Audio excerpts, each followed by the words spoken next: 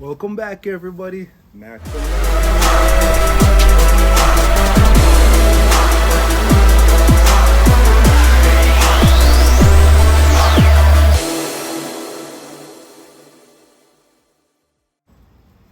So in this little mini vlog video, what is it, Biz? I don't know what it is. So just one of those spur of the moment. Little rant. Yeah, definitely a rant, right? As you can see behind us, we are definitely outside in the backyard, and we've been having a little bit of problems with our contractor. Yeah, I don't even know how to put it. Like, we're excited because we finally got grass. Right. Or sod. Yeah. Yeah.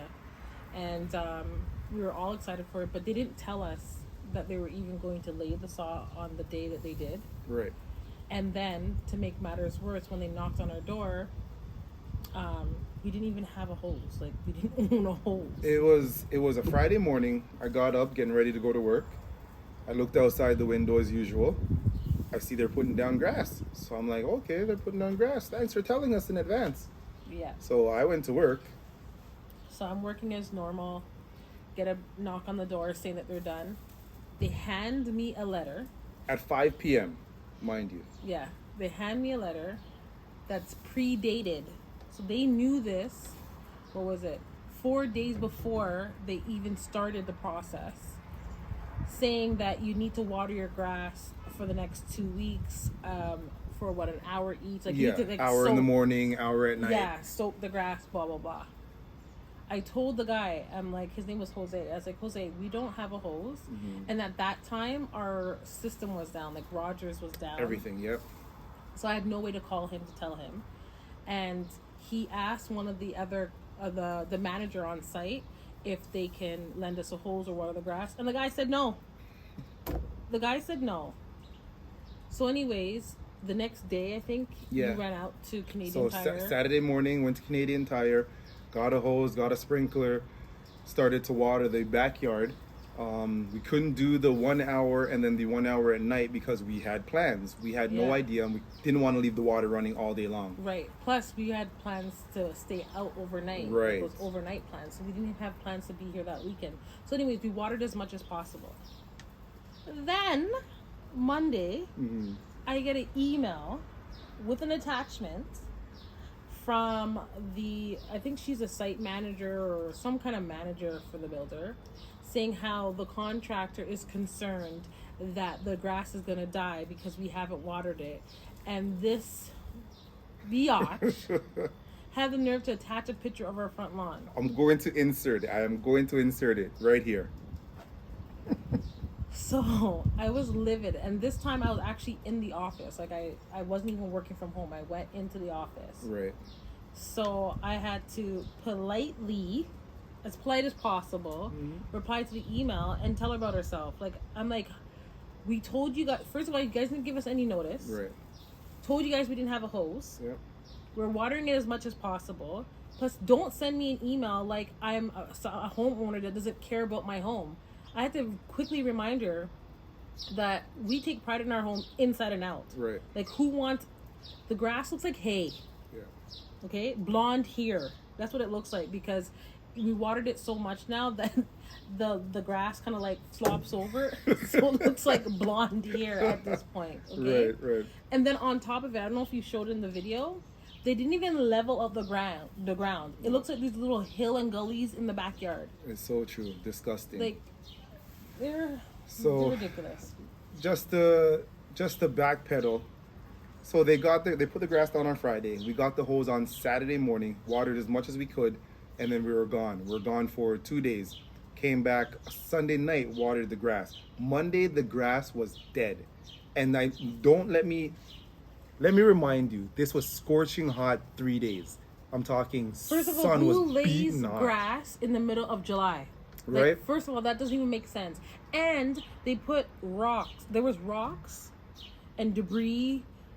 Everything less than a dead body was on the ground, and all they did was lay the sod on top of it. That was it. So we're a little disgusted. We started sending emails to the builder, letting them know that this is not right. It's unacceptable. Then we looked at our neighbor's side. theirs was even worse. Let me tell you. Theirs was even worse. So 3 houses down, our grass was almost completely dead. I had to water the neighbor's grass because he was on vacation. He wasn't here, so he had no idea that that they were laying down this grass. Really ridiculous. Then to add, was it insult to injury? Is that or salt to whatever? Mm-hmm. Anyways, whatever that term is, you guys know what I'm trying to say. They laid the grass down for the townhouse behind us after the fact, and they got better quality sod. Yep. So their grass looks like neon green, like Slimer lime green, and we have hay. Right. So it looks so bad. And they brought the water truck out for them and watered their grass. So I sent her an email. I'm like, hold on, did they order a different package? Because I know we got the highest package that you guys offered that came with grass and a paved driveway and all this other stuff. So what extra did they get? So she replies back saying because they got less donuts than us, they decided to get a water company out to water their grass. I guess because we were the guinea pigs. Yeah. So I reply back to her, and I'm like, less notice than immediately after the fact getting a bang on their door? Because how much less notice can you give somebody? Right. And handing them a still dated letter saying that this is happening. Because the letter is dated 4 days prior to you guys even doing the grass. Yeah. So they're not backpedaling or backtracking right. They're just trying to fill in gaps so it sounds good, but we're seeing right through the loopholes. Bunch of shit. So all the neighbors are upset. Yeah. Especially the neighbors who have blonde grass. And they send out emails telling us, oh, we spoke to the grass company and they said that if you keep watering it, it will come back to life, blah, blah, blah. Mind you, we have, so you can send them a quick video of that. It's some of the grass is starting to turn and we're seeing that it's starting to become green. But do you know how much water we've gone through? A lot. And on top of that, there's some areas there's just no hope. Yeah. There's no hope for that area. Out of the 5 houses, keep in mind they did 3 homes on the Friday. Yeah. They came back on the Monday and did the other neighbors and the townhouses behind us. But out of the 5 homes that are on our street, the second home, I don't know, that guy must have brought his hose when he finally moved in, but his grass is immaculate. He watered it as soon as it was laid down. Because they were home though. Yes, they were home, exactly. Yeah, and they have like 1,000 people in there though. Yeah. So they could have ran out quickly, blah, blah. There's always someone home, so they lucked out. Yeah. Plus, they got a different sod though. Yeah, that's true. They got theirs a different day. They got theirs on a different day. The same batch. Right. So really disappointing. We've been sending emails back and forth, showing pictures and videos, and it's just a headache. They're not going to change. It's just a headache. I'm not going to get overly pissed off anymore because I did have a conversation with Nats and we are going to be doing other work to the backyard, but it just sucks the fact that you got to drive by the street and you're going to see these 2 homes right beside each other with dead grass. Like, it doesn't aesthetically look good. It looks like we don't care about our house. Right, and we're not that's a part that pisses me off the most. It just looks like the house has been neglected. Right. And it's a brand new friggin' house. Yeah. Like, no, that's not how we are. They didn't give us an opportunity to even get the grass where we want it to get. Even if the grass is temporary for us. Right. Like, if we don't decide to keep it or whatever we decide to do in the backyard, at least give us that chance. We paid for it. It's a part of the upgraded package. Exactly. So it's really frustrating. And then they give us cheap grass that there's mushrooms already growing up in the damn grass. It's only a week. It's only been a week and there's mushrooms growing. So I think so this is Friday, Saturday, Sunday, Monday. And I believe it wasn't until the following 5th or 6th day, they now decided to lay grass on the left side of our house, which is perfectly fine. But we took a walk through it. Why is the ground sinking in and out? Because once again, they didn't level the ground before they put anything down. No, it feels like you're in quicksand. Yeah, you're sinking. You stand and you immediately go right in. Yeah. Especially when it's wet after you finish watering it. Like, good luck. Yeah. Your whole foot's gone. The grass looks pretty on that side, but you can't stand over there. And they didn't tell us that they even laid the grass. No. He came home from work and saw the truck pulling away. Yep. Because I'm in the office like working. I don't have time to like run out to the front and stuff. Like I can hear trucks and stuff going on outside, but I'm busy. Right. So good thing he came on when he did. He's seen that they were finished. So even after we sent them an email saying that they didn't give us enough notice and told them about themselves, they still laid down grass on the other side of the house and never told nobody. Never told nobody. But this time now, we see the next day after they laid that down, I'm looking outside early morning. This is probably about 8 o'clock. I see a guy finally watering our grass with the industrial hoses. So I go outside. Water company. Yeah, water company, right? So I go outside. I said, hey, just to be honest with you, is the side of our house, is that grass, be honest with me, is the side of that house coming back to life, that grass? He goes, no, it's dead. No amount of water can do anything to it. So I said, all right, thanks. Look, the only thing I should have did was grab his name so I can put it in the email when I forward it off. I know. That's the only thing. So the good thing is that our grass doesn't look as bad as our neighbors, but because we share it impacts side, us. It still looks bad because we share part of the front lawn with them, a small little strip, and then because we have no fence, you can't tell the separation, so it just feels like all these houses have hay. Right. So sad, man. But anyways, lesson learned.